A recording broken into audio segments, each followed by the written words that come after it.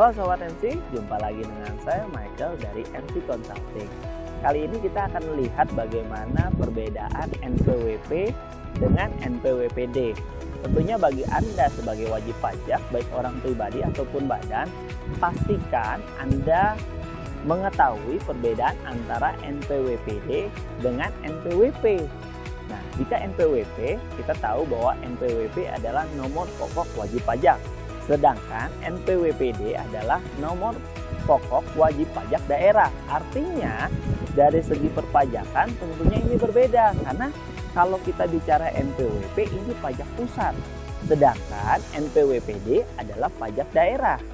Jadi tentu pelaporan dan bagaimana perhitungan serta administrasi yang Anda lakukan, baik Anda berusaha menggunakan status sebagai subjek pajak orang pribadi ataupun badan, ini merupakan dua hal yang berbeda.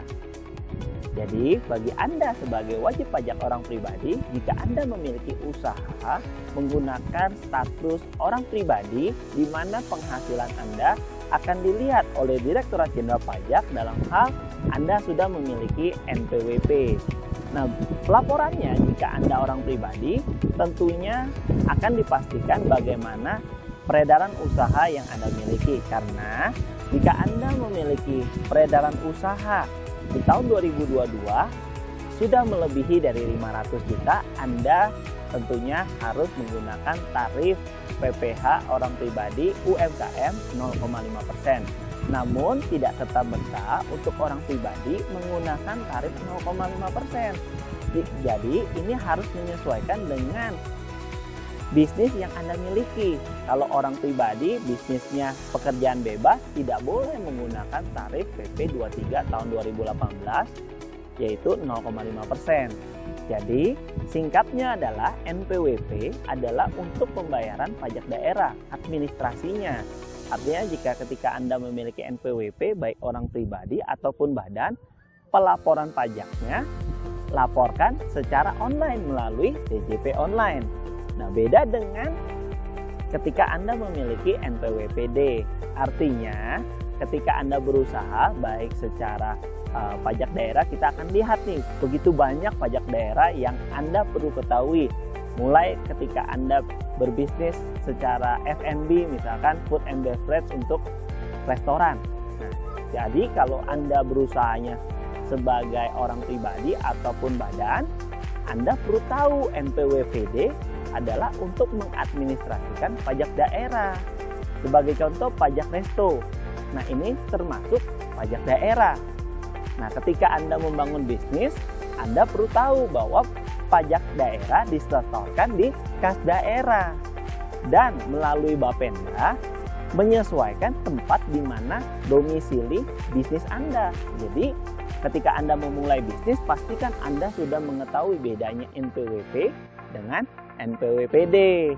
Jadi, ketika Anda masih bingung terkait dengan administrasi perpajakan, tenang, Anda tidak perlu khawatir. Bagaimana Anda mengadministrasikan mulai dari menghitung, membayarkan, serta melaporkan, kami dapat membantu Anda dengan solusi dan kualitas pelayanan terbaik.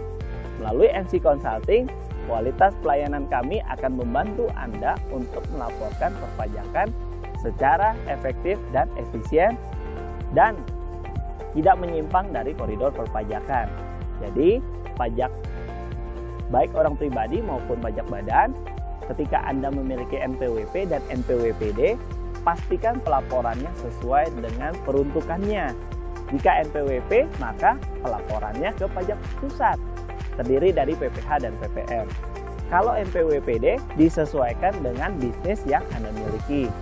Jadi NPWPD ini bisa dimiliki oleh orang pribadi ataupun badan.